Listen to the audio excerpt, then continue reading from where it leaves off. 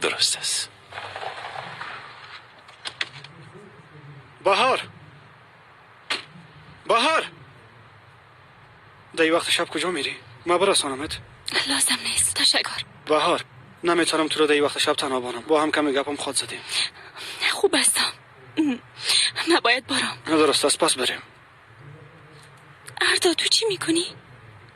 تو که نمیخوایی پس من امرت میرم بهار. لطفا اصرار نکن.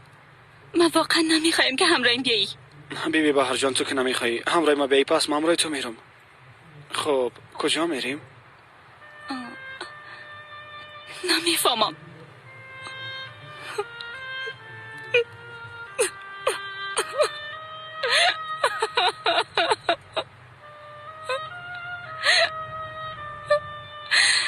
فکری هم رفت. ببینم از این دختره که هوشیار کی دفاع میکنه. تو میگی کی دختر هوشیار است اما بدرقم جزا داده بش.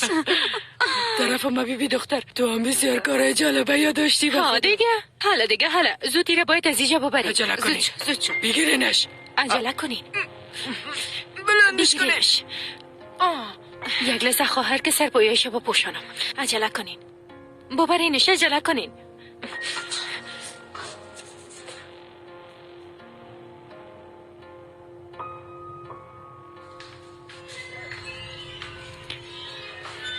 همینجا بانینش، عجله کنین. درست است. حالا دیگه شما برین، من اینجا متوجهش می باشم. اینا رو بگی گفتم. گوش کو. باید با او بگویی که خودم موهای ما قطع کردیم و بعد از اون میگی که ای چهره زیبای من خودم ده اینجا افگار کردیم. فهمیدی دختر؟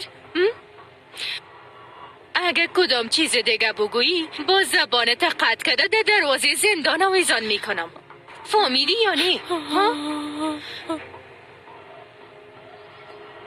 محافظین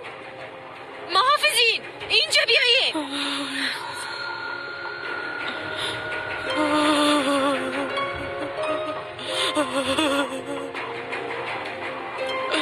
محافظین عجله کنید.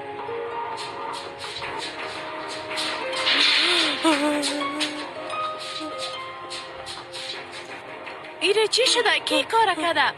من دیگه چی بفهمم؟ امیر رقم پیداش کردم.